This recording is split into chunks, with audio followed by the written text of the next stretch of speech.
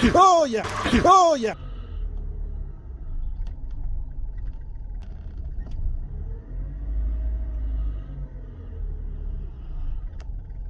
Interesting. Oh, is it going to cut out? No. Now, it's been to a few other garages. The parts cannon has been loaded and exploded all over this. Can we fix it?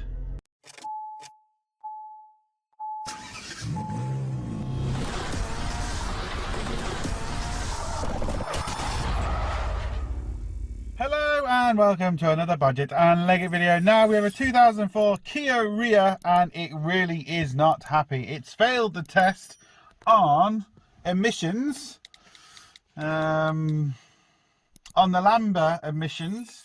Okay, it's been to a few other garages. They've put aftermarket sensors in, then they've got a genuine sensor and it's still doing the same. So they've put the O2 sensor in just before the cat, and aftermarket and genuine, anyway, it's still the same. And as when I start it, it really isn't happy. You see it's struggling to stay running, and it's going to cut out. Is it? Oh, it's just caught itself. Anyway, it's not great. So I don't want it to heat up properly yet. I just want to do a few checks first, and then we're going to get into it. Right, I just had a quick look. I just had the engine started. I've seen a couple of little things. Seen a hole in the intake there, look. But that's not so much of a problem because it's before the sensor, so it shouldn't really affect it too much. Then I thought I heard a kind of a ticking noise. I put my finger on this coil HD lead and I got a shock. So there's an issue with them leads, and it says plugs and leads at 57,000. And as soon as I got the shock, the car then ticked over properly. I'm not going to touch it again. Let me get something to see if I can touch it.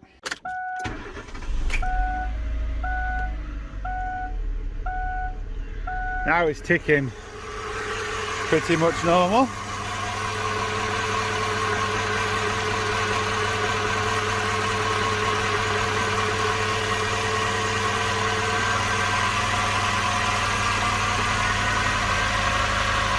Great, now it's not doing it.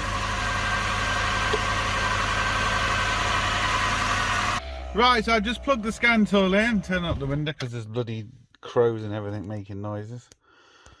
I haven't got all my tools with me, so I'm only quickly doing this, but I think what it says, look, it's a P1166, so this is a prime example of you just cannot always go off what the scan tool says.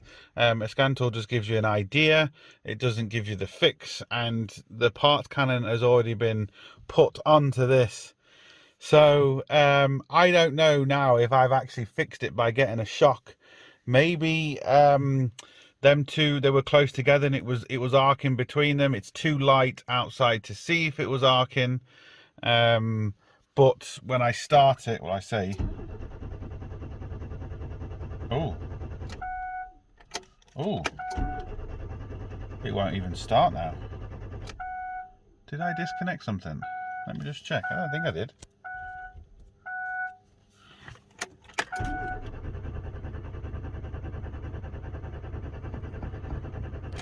Okay, it won't even start now. I've just pushed it all, well, I've just pushed all the HT leads back in together and wiggled them.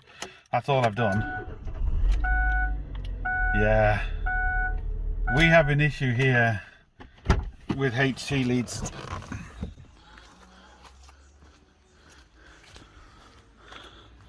All I did is kind of push them back in and wiggle them. So if I just push this out,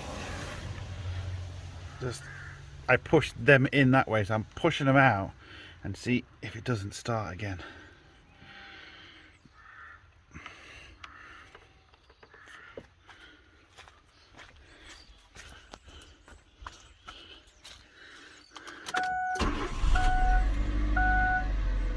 Typical. Starting now. Let me just take these off and just give them a bit more of a check. Right, let's see if it starts. It does. Right, I still think we got an issue with them leads, and it's going to be one of them things that we might have to what is beeping? Fucking door. We might have to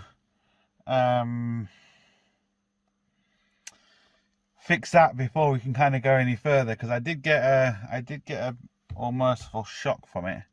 So it's definitely not holding its spark properly. Right, just completely ignore all that. It was the immobilizer on the key, which I didn't realise is a little fob. When you turn it off, it won't start unless you take the key out of the ignition. So that was that problem. And yes, we did have an issue with the HT leads, but that has nothing to do with the actual problem we had with the car. What I'm doing is I'm just going through it like a crime scene almost, where I'm looking at everything, and anything I see, I mentally take a picture in my head and I kind of think, can this do anything? Has this got anything to do with it? Blah, blah, blah, blah, blah.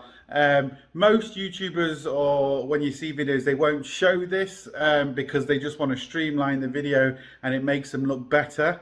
Because, oh look, we found it straight away and we didn't, you know, all this, it's just crap. So I'm just kind of going through, you know, my reasoning and my thinking. That's why I'm going through all the stages in the video. I pulled some data PIDs because it's very, very important, you know, to see exactly what's going on in the engine. And when you have this kind of a symptom, it's always good to look at your fuel trims and your O2 sensors. And, you know, because your fuel trims can tell a lot about a car. And we know we have an issue, supposedly, well, we have an error code for the O2 sensor. But one thing I did notice here straight away, the engine isn't running, it's just ignition on.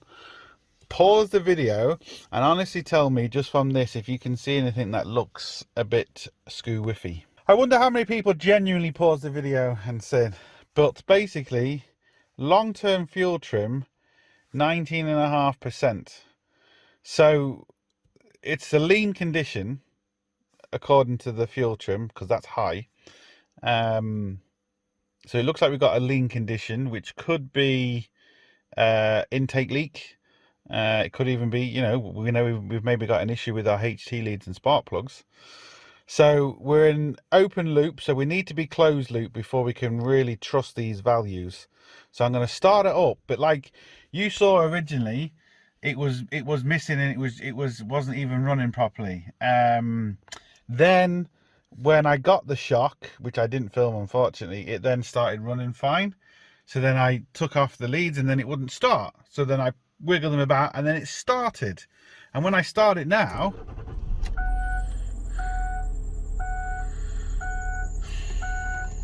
right, interestingly, the short-term fuel trim isn't adding any fuel. Hold on. But like I said, we can't trust these. Oh, I've lost communication. Oh no.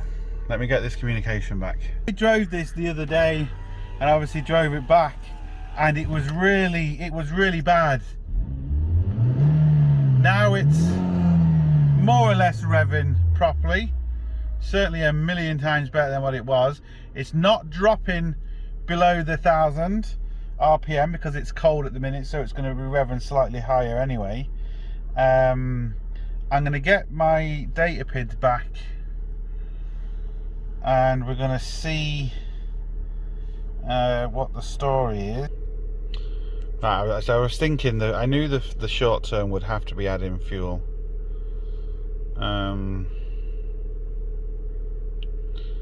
Sensor 1, again, see sensor 1 there is in a lean condition. There's no point in me graphing it because it's closed, it's open loop.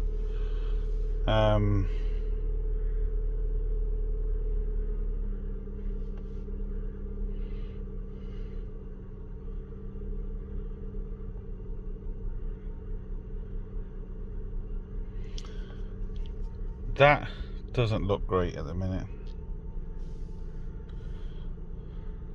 But I need it to go into closed loop before I can really trust these. So I'm gonna have to let this heat up first.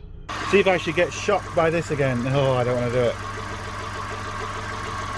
No, I don't want to do it. It's ticking over so much better now though.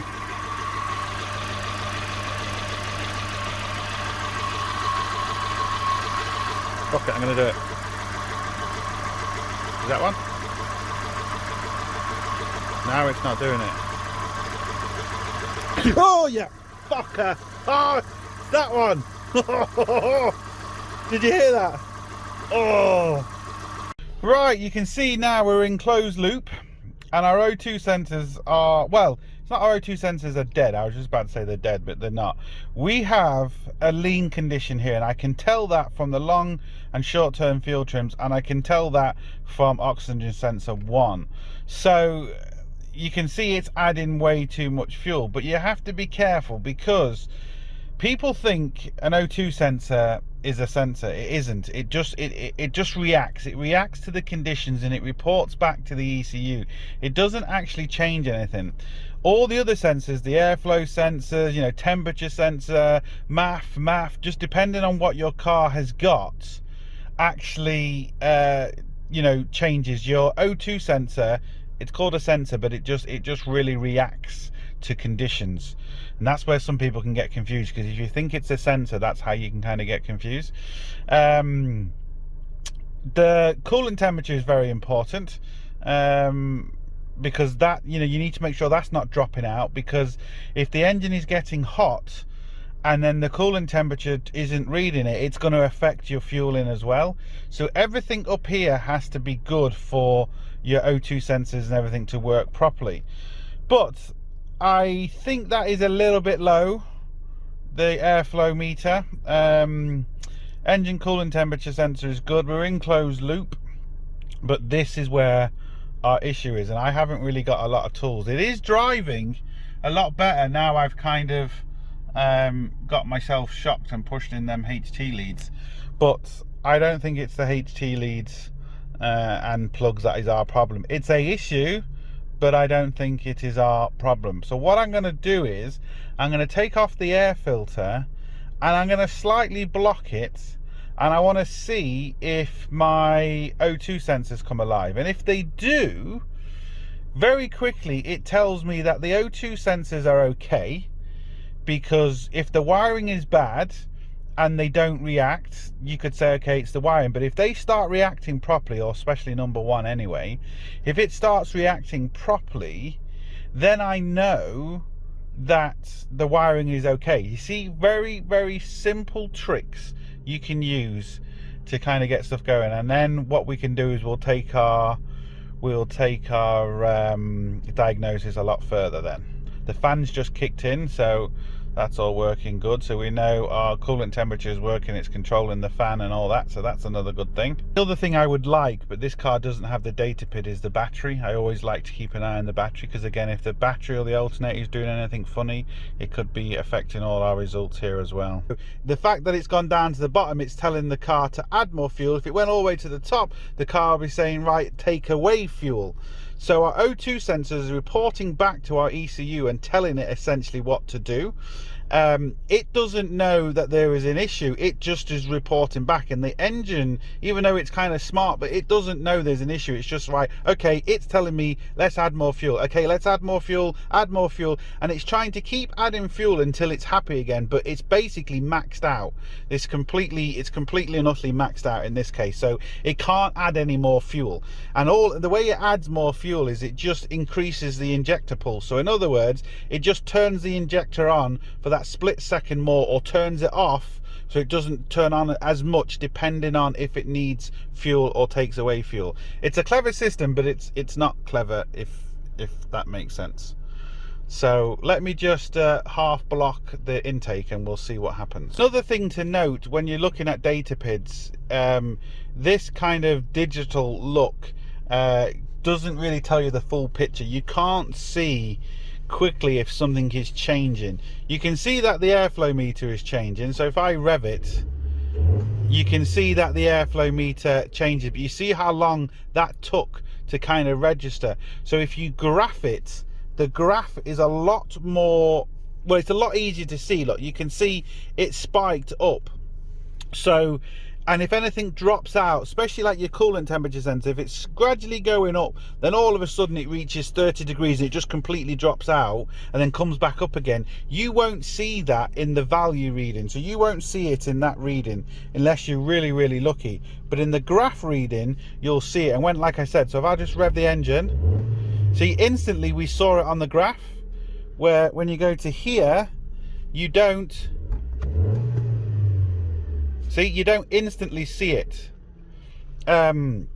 So we need to go to graph, and then what I need to do is, now it's bloody raining outside, we're still in closed loop.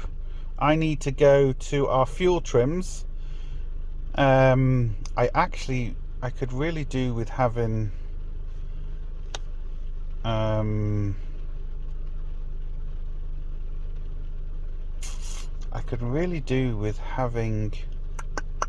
that was me revving it.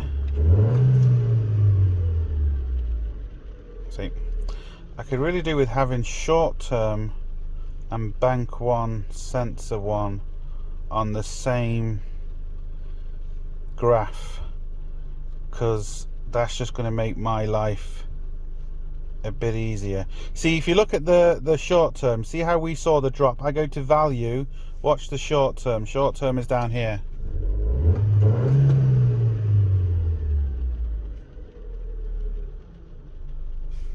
See, it just takes too long. Right, so what I've done is I've just opened up I'll start again. What I've done is I've just opened up two data PIDs.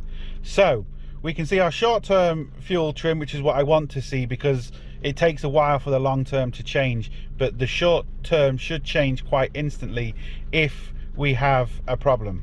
Right, so what this little test is going to show me, are the O2 sensors working? Is the wiring working? Do we have a leak? It really is as simple as that. I'm going to half put my hand over here and let's see what happens. Look at that, instantly O2 sensor switching, fuel trim is going down.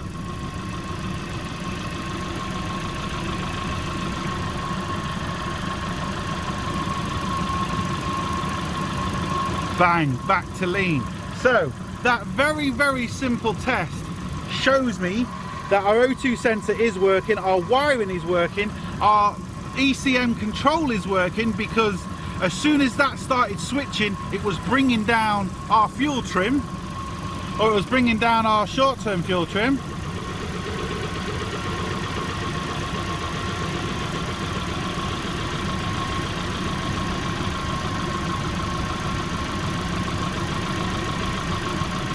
Look at that. But what it does definitely verify, which is excellent, is it verifies our O2 sensor is working, our control is working for it, and when it actually sees it properly, it will affect the fuel trim. So that error code is only because it's exceeded its limit. It's not because it's faulty. You see why, you know, error codes don't necessarily, you know, you always go off error codes, because this is when the old parts cannon gets loaded and parts changes come along. 95% of the time, yeah, it's an O2 sensor, but you can now clearly see it's not an O2 sensor. Right, what I've done is I've now proven that we know what the problem is, but I'm going to show, I'll prove it later on in the video, but I want to show some of the issues that could be causing this and how to actually diagnose it and find out exactly. If I don't say this, I'm going to go, oh, you should have known straight away, because every time I show people how to do something, there's, well, you should have done this, you should have, and I'm only showing people how you can go a bit further, because the situation I'm having with this car, you might not be having the same problem. You could be having a different issue, and I'm going to be showing you how to diagnose the other issues you're going to have, just to make a more complete picture and to understand the systems more. Just like a lot of people think it's airflow going through the meter, and it's actually volume. Just like when you, and this is where people can kind of get confused and you can get tripped up. Just like when you are testing the fuel pump, for example. People just go on pressure. Well, if it reaches a certain pressure, that must be all right. Not necessarily. You've got to look at pressure and volume, because just because you've got the right pressure doesn't mean you've got the right volume. So this is where it can get quite complicated, and I show a lot of this in the videos, and I'll go into more in-depth in other videos as well. Right, so what do we know so far? We know that we have an error code for our O2 sensor. We know when I put my hand over the intake, the O2 sensor starts switching. So that automatically means the O2 sensor is okay, the wiring is okay, and the control is okay. So you can put a million O2 sensors in this, it's not going to solve your problems. So what could we have? Well, we could have a few issues. We could have a really dodgy fuel pump. But again, I don't think we got a dodgy fuel pump, because let's think about it logically. I know I can get up to 60, 70 mile an hour in this. If we had a dodgy fuel pump, the chances of that happening is quite low, because it won't be able to deliver the fuel. So we can kind of, at the minute, not 100% at the minute, but at the minute we'll put that one to the back. Then what we could do is we could have a vacuum leak. Well, we're going to test the vacuum leak through the scan tool in a second. Now, if we've got a little vacuum leak, unmetered air coming after the sensor, which is there, what we're expecting to see when we rev it up is the fuel trims to kind of come back normal. Now, if we've got a massive, humongous leak, that necessarily isn't the problem. So we could have an intake leak somewhere. We could also have a dodgy sensor. So the sensor could be broken, or it could be just basically a load of crap on it. And imagine on a lot of the sensors there's like a hot wire, and that wire has to stay at a constant heat, and the car knows from the air rushing past if it needs to up the voltage or not to keep it at that heat. But if it's got a load of crap on it, it's almost like it's insulated, so as the air is hitting it, it's not cooling it down, so the car doesn't know what's going on, so there's too much air coming in. When the car is ticking over like this, it needs hardly any air. So what we're going to do is we're going to test the as regards the vacuum leak. You can start spraying stuff, you know, brake cleaner, and see if the engine revs up. You can put a smoke machine on it, but we're going to test it on the scan tool first. Then what I'm going to test in third or fourth gear on wide open throttle is I'm going to test the sensor to see if there's, you know, if it's reading enough for the engine. So we're going to do that now, because if it was just, say for example, a vacuum leak, and if it was a little vacuum leak, as we rev it, our trim should come back in line. But if it's a huge leak, our trims won't come back in line. So, and we're completely maxed out. So in other words, the car is asking for as much fuel as it possibly can. And the reason why I know it's maxed out is if you look at our long-term fuel trim, which you can see is like 19.5%, which is what the car is last value at. So it knows, right, okay, in this condition I need this much fuel. But our short-term trim is instantly at that. If our short-term trim was at, you know, 5 or 10%, but then gradually went up to that, I know we've got like a little kind of a leak or a little issue. But because our short-term trim is maxed out straight away, as well as our long-term trim, whatever is going on here is kind of either a big leak or a big issue, if that makes sense. Right, the launch won't communicate for some reason, so the old Autel is, but it's giving me a lot more data PIDs. It's even giving me the injector time, and this is just ticking over 2.4 milliseconds, which is way too much. So the computer control is controlling the injectors. They're all more or less even, but it's just too long of a time it's doing it for. So again, interesting data PIDs to have. Didn't have them with the other one. Right, so if we had a vacuum leak, all I've done is I've got my battery voltage up now, which is what I really like. So I've got my short term there, and I've graphed my short term. I haven't graphed my long term because that doesn't really matter for this particular thing. I just want to see when I slightly rev this up, if we had a small intake leak, that fuel PID should go down. So we'll just rev it up nice and slowly, give it time to react.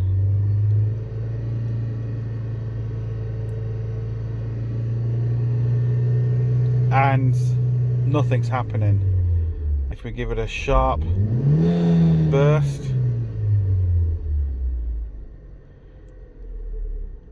it reacts on a really sharp burst, but not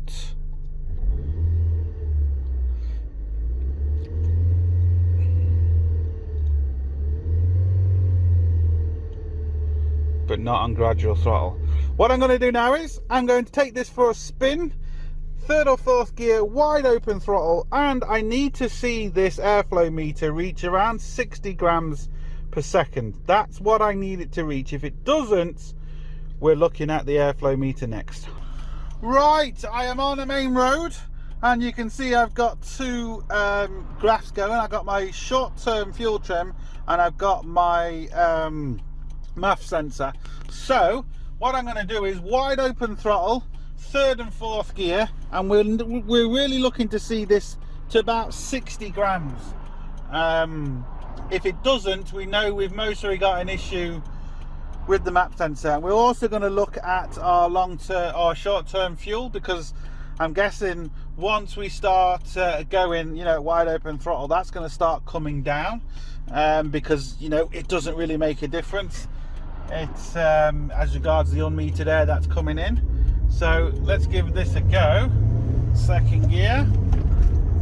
So what we're going to do now is in a bit. Right, third gear, wide open throttle. Only 19. Oh, look at our short-term fuel. Fourth gear, wide open throttle. 25. 27. No. No. Short term's going back up again. Yeah, what we're going to do is we're going to whip off the airbox. We're going to look at the map sensor. Right, interestingly enough, someone's been in here before, because there's Tipex marks, and I'm not sure if this is a genuine one. It's a Siemens one. Siemens do make some genuine, where is it? They do make some genuine map sensors, but yeah, I don't know if this is a genuine one or if this one's been changed. And it doesn't look too dirty. Let me just see if I can get the camera in there. Can you see? See if we can get better focus on this. Are you going to focus for me? Focus? No. Anyway, I'm going to clean it and put it all back. Oh, there we can kind of see it.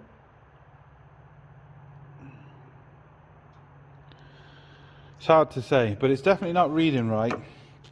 But what I'm also going to do is just now got everything off. Oh, also there was a bolt missing.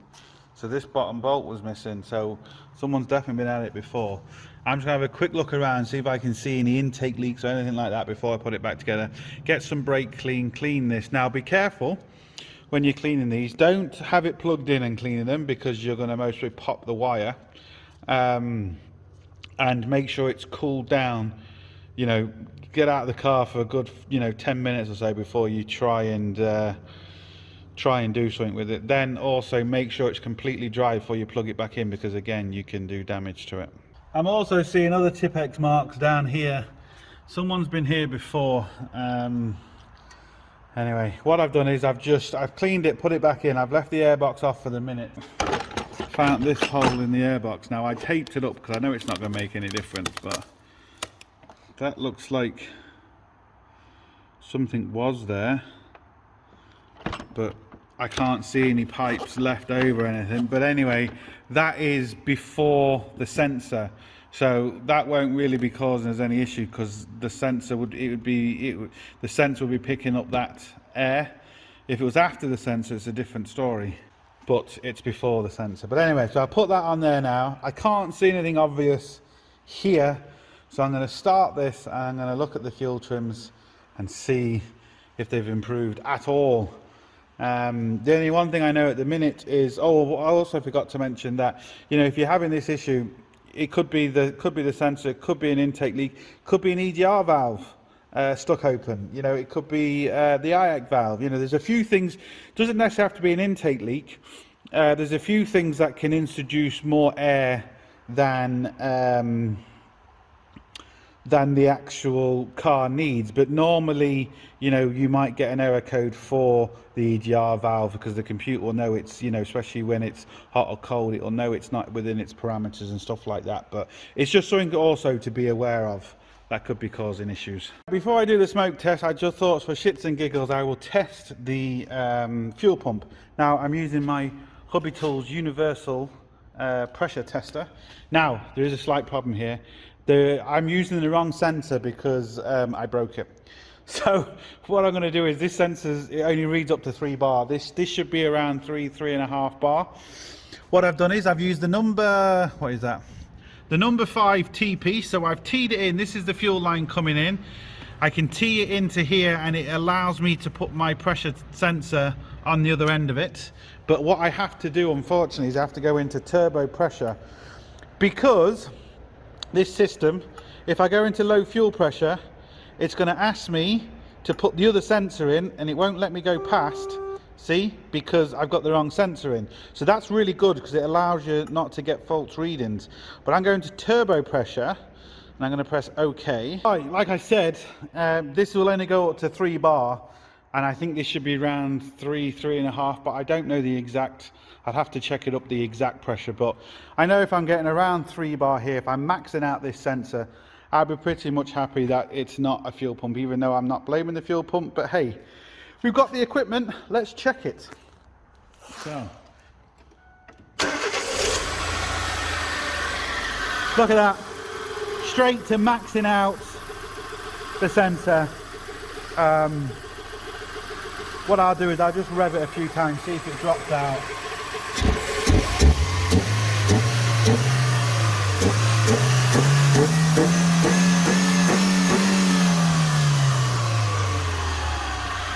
Steady as a rock. So just as we thought, not fuel. But hey, only takes a few seconds to try. Might as well do it. I've got my smoke machine puffing away. I've blocked the exhaust. I've got my cup in there. I really need one of them blow up, what do you call them? Oh, the things that blow up inside the hole. Oh, why is it them completely gone? Anyway, I know what I'm talking about.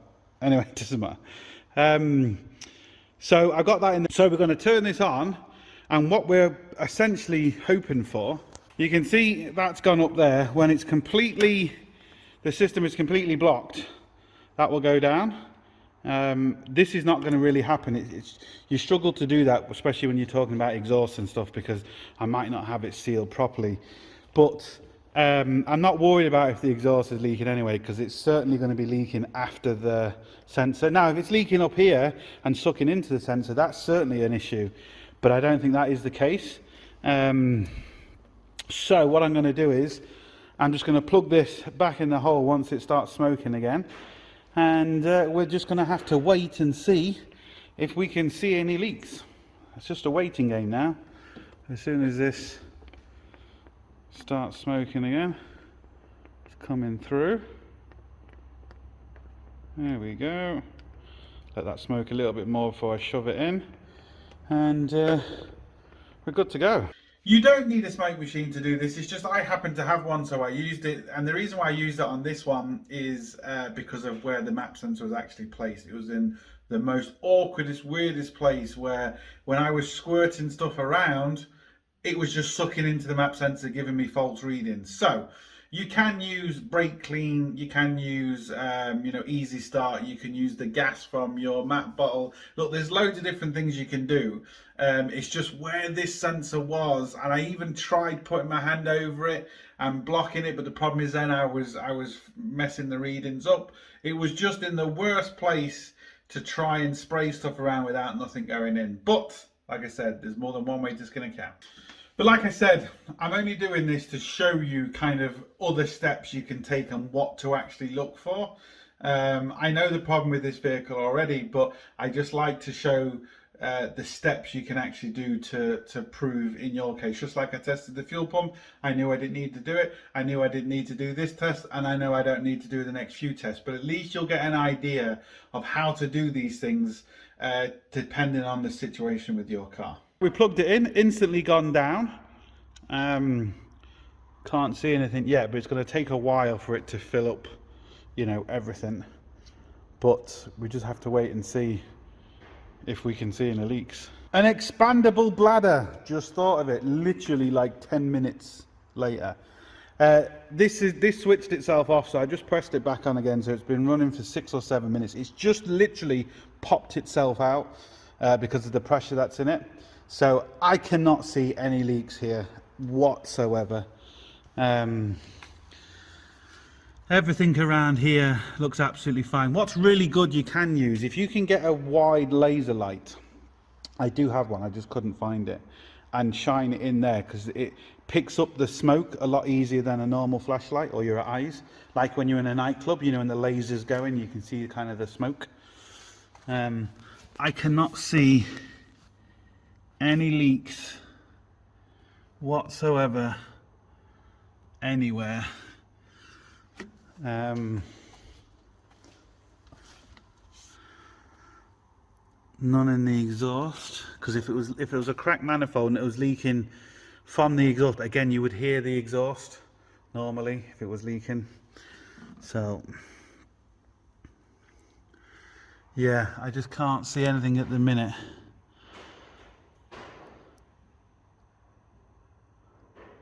Nothing at the minute. Right, this has now been running for 10 minutes because there's a 5-minute timer on it, and I cannot see anything. Just cannot see anything. And there's going to be lots of smoke in there. Just give you, you see all that? I just can't see anything. I'm going to give it a few more minutes, just under pressure, just to see. But with the amount of air that this has taken, this would be a massive leak, like a huge leak. It would show. If I revved it up and the fuel trims went down, that's what I class as a little leak. It would be a lot harder to see. But this is definitely, if it is a leak, which it isn't a leak, but you know what I mean, it would be a very, very big leak. It would be noticeable. It truly would be noticeable. And I cannot see anything. So give this a few more minutes and then we'll call this.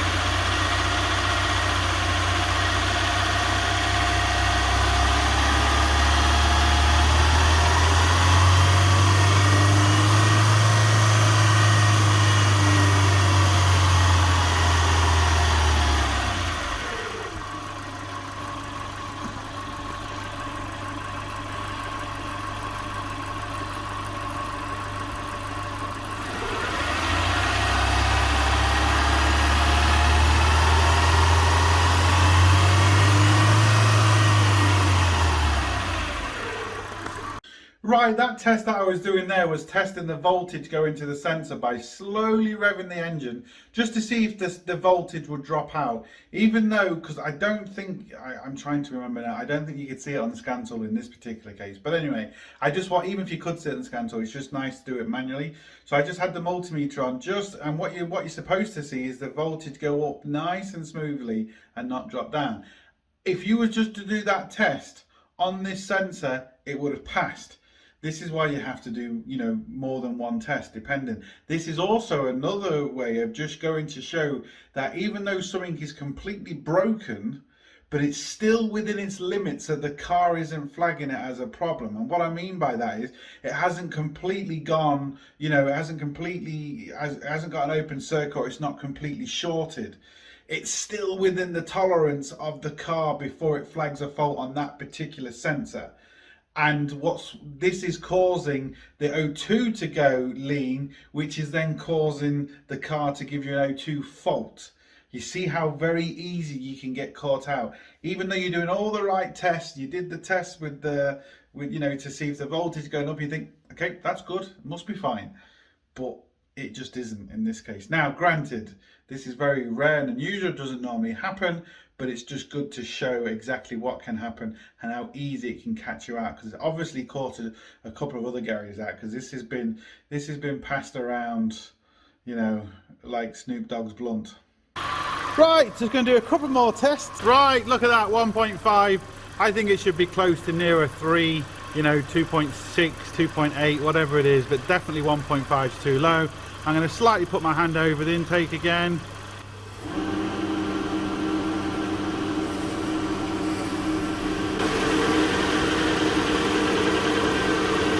Now look at that. Fuel trim's coming down.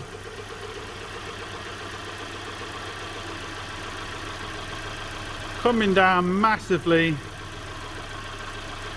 O2 is switching.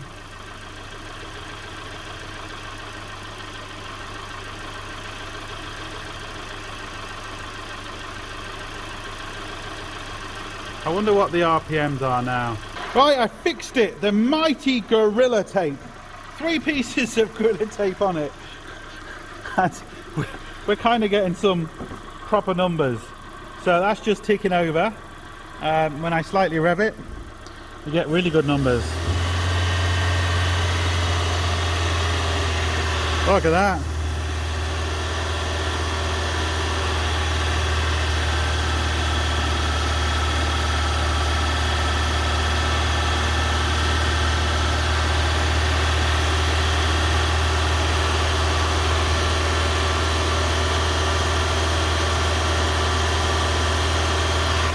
Who needs to buy expensive sensors? Just use 3 bits of Gorilla Tape and yeah, sorted. Right, I've got to go and collect some tools to do the last test on this, just for the video, because it's going to be a really cool test. As you can see how much of the thing I've actually taped up. I'm actually going to drive this car like this, just to see what happens, just for the hell of it. As you can see, it's looking a million times better. The long term still hasn't changed yet, but the O2 is switching. So with a good drive, we're going to see what happens. It should be interesting. Look at the difference just after a bit of a drive. Our long term fuel trim's come down to 14.8. Our mass sensor is at 27. Well, it was a second ago, 28, and we couldn't even get that at wide open throttle. So this is coming good. But we still need to replace the part, but as you can see, it's coming good. Have you ever seen anything as sexy as that? Boom! Gorilla Tape for the win. Right, there we go. Yeah, Gorilla Tape, and after a drive, look at the long-term fuel trim. Perfect. So, we need to order a sensor. I've got a feeling it's not going to be cheap. Genuine sensor all the way, and yeah, got to price one up, but I really can't see it being cheap. But anyway, there we go. And the other thing is, I just did, just for the hell of it, is I reset the engine light, because I wanted to see if the engine light would come on, and as soon as I put the duct tape on and reset the engine light, it hasn't come back on. But I mean, with these numbers, it's never going to come on. It just won't. 2,500 RPM.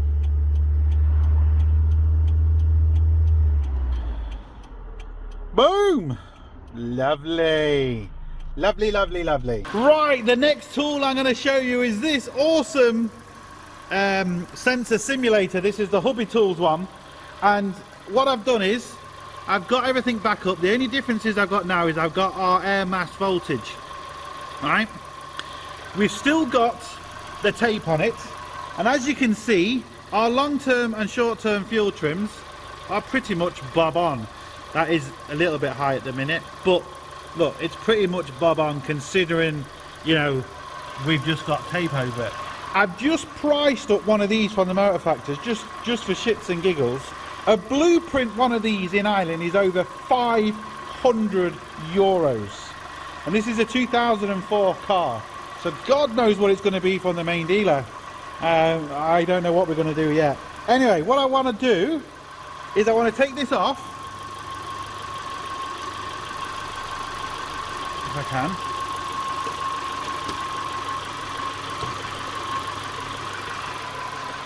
Instantly, everything goes up. Our air mass sensor goes down. We got down to 0.1 of a volt. But what I'm going to do is, I'm going to set this simulator to volts. I'm going to set it to 0.6 of a volt. As you can see, look, short-term fuel trim 39, completely maxed out. Airflow 1.6, 1.5-ish, 1.7. So what I'm going to do now is put this on here, press start, boom, gone to 2.5,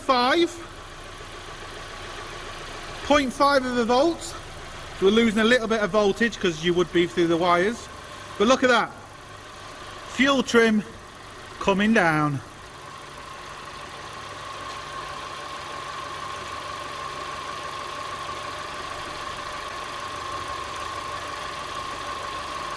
There we go. I'm not 100% sure what the voltage should be. I'm guessing it should be around 2.5, 2.7-ish grams. I've got a calculator, just like I did the other calculator, and it said at wide open throttle it should be around 60 grams. Now, again, that's give and take, you know, you can give and take, you know, 5%, whatever. We couldn't get to that, if you remember. We could go and get to like 27, but 60 was maybe too far off anyway, but we could only get to 27. And when I did the calculator on this, it said roughly 3 grams at idle. Now, again, that's maybe slightly off. But you can see, look, our fuel trims have come down just because I put the simulator on it. That's why it's really, really handy to have things like this, that you can put safe voltage to something and you can check and you can clearly see. I'm going to turn this off now. That's now stopped, and you'll see instantly that going back up again instantly, and the engine stuttering.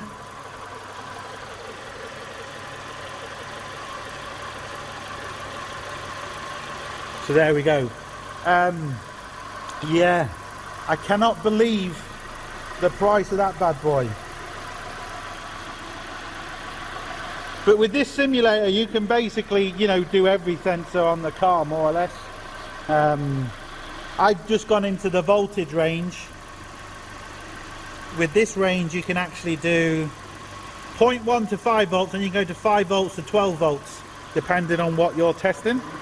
I could keep cranking up the volts as if, you know, there's more air coming in, but we don't need to. Again, maxed out our fuel trims. So yeah, boom, how cool is that?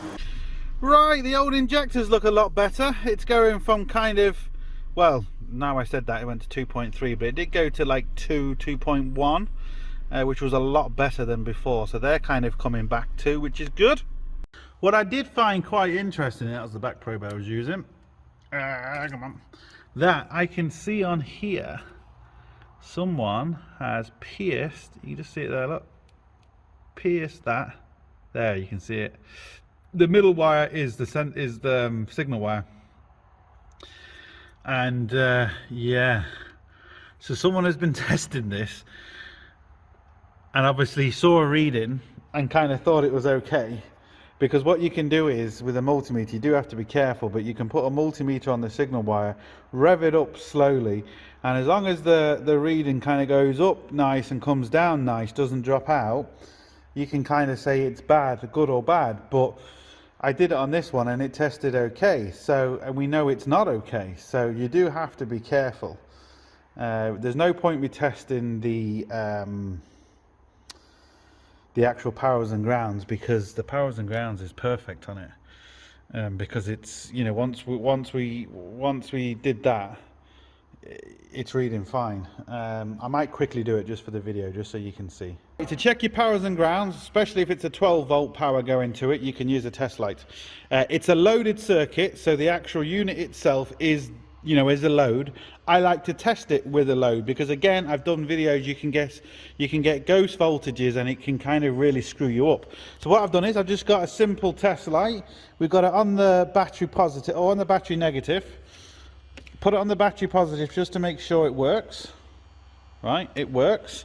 So what we're looking for now is, this is a 3-wire sensor. Like any 3-wire sensor, we're going to have a power, a ground and a signal wire. I happen to know what they are because I've already tested it, but all you've got to do is put your thing to one of them. Look, first one that lights up, we know that's our power, right? Because we've got it on our battery negative. We now put it on our battery positive, because what we're looking for now is a good earth. And again, I happen to know the middle one's a signal wire, but look at the outside one. You need to get it in here on camera. One hand, come on, come on. That's the middle one, doesn't do anything. And the outside one, boom, it lights up. So, very, very quickly, very easy, power, ground, boom, done. And it's a loaded circuit, so it lights up that, you know everything is good. But we know everything is good anyway from our scan data, but it's just a quick, easy test that you can do. Right, this is why it's very important to test a loaded circuit with a load. So just doing that with the multimeter isn't really a good test, because you can get a ghost voltage. I've shown that in other videos. You think you're getting 12 volts or 5 volts, whatever the case may be, and you're actually not. I tested that with the loaded circuit, so I know once that bulb lights up bright, I know we're absolutely fine. We can't have any high resistance on them 2 lines. Yes, we could have resistance on the signal wire, but again, I've proven that because of the signal simulator, that we know that's not the case either, because if it was, when I put the voltage to it, it would have completely gone down as well. Once we blocked it all off and was driving it, everything came back to normal as it should do, and it was absolutely perfect. So we know we've got no issues with the wiring, because the computer control can see everything and adjusts everything to the conditions that it's in. I know what people might be saying, well, hold on, if that's not working, why didn't you get an error code to say it's not working? Because it's still working, just not properly. So it's still working enough for the computer to say, oh, okay, this is doing something, we're okay, we're good. But hold on a second, we've got too much air. Okay, our O2 sensor saying we got too much air. Okay, we'll adjust the mixture. It doesn't know what's wrong or what isn't right, wrong, or whatever. It just, the O2 sensor says, hold on, lads, we've got too much air, reports back to the computer says, all right, sorted, I'm going to open the injectors a bit more, or I'm going to do this, or I'm going to do that, I'm going to do this. It trying to compensate. It doesn't know that that's not working properly. For the computer's sake, it's working, it's reporting back, and it's in the computer's parameters for not to set an error code. And then the error code it is setting is because this is way too lean, but it has nothing to do. So unfortunately, that €300 sensor is just a waste of money.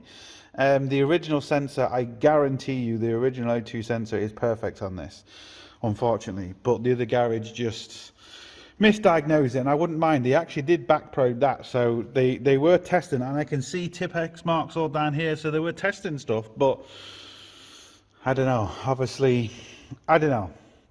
And this is why it's very important to understand fuel trims. And if you're unsure, you can set the car to rich and lean conditions to see if this works. I put my hand over that and we saw that switching, so boom, we knew instantly, okay, O2 sensor's working, okay, the wiring is working, because it sent the signal back and it adjusted the fuel trims as I put my hand over it. So very easy, very quickly, you can see some really simple things. I don't know what this guy is going to do, because this sensor from the motor factors is, well, like I've already said, over €500. So I think a second-hand one is going to be the order of the day for this, because them prices are just redonkulous.